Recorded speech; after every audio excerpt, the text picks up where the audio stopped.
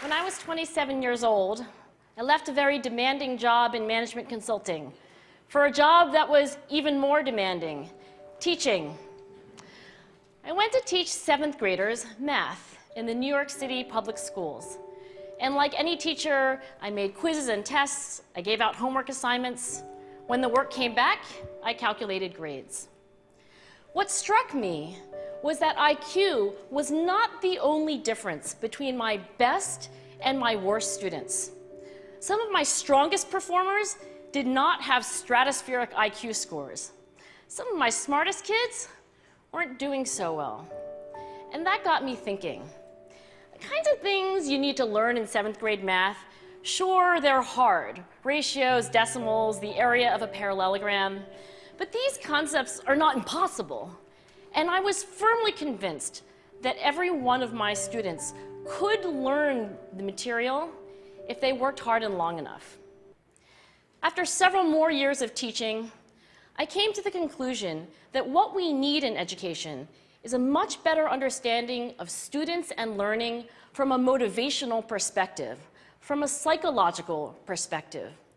In education, the one thing we know how to measure best is IQ. But what if doing well in school and in life depends on much more than your ability to learn quickly and easily? So I left the classroom and I went to graduate school to become a psychologist. I started studying kids and adults in all kinds of super challenging settings. And in every study, my question was, who is successful here and why? My research team and I went to West Point Military Academy. We tried to predict which cadets would stay in military training and which would drop out. We went to the National Spelling Bee and tried to predict which children would advance farthest in competition. We studied rookie teachers working in really tough neighborhoods, asking which teachers are still going to be here in teaching by the end of the school year. And of those, who will be the most effective at improving learning outcomes for their students?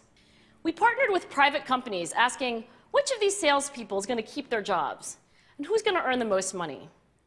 In all those very different contexts, one characteristic emerged as a significant predictor of success.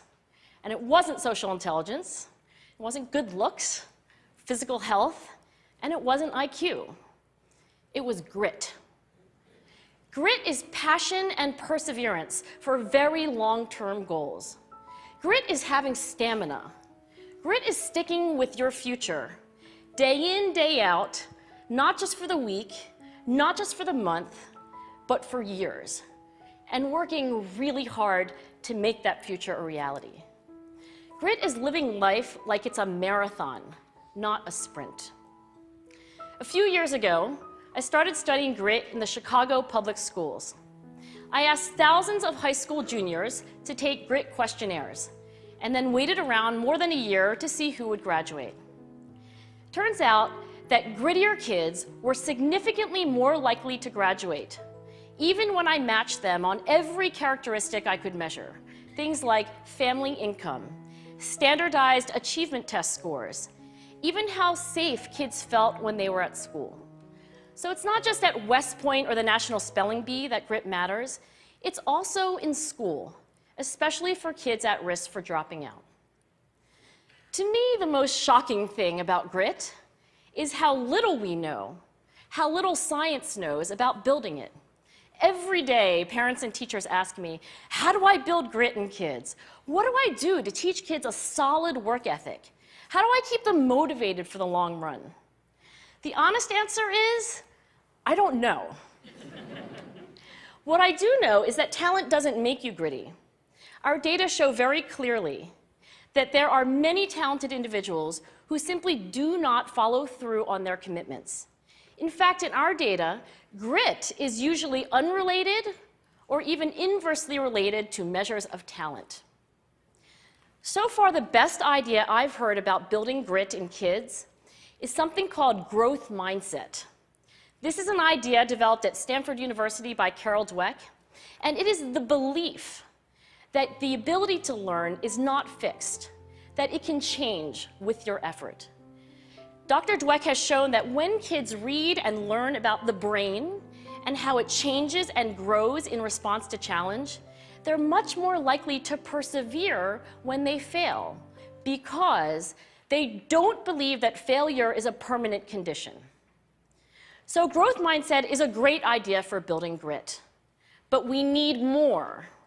And that's where I'm going to end my remarks, because that's where we are. That's the work that stands before us.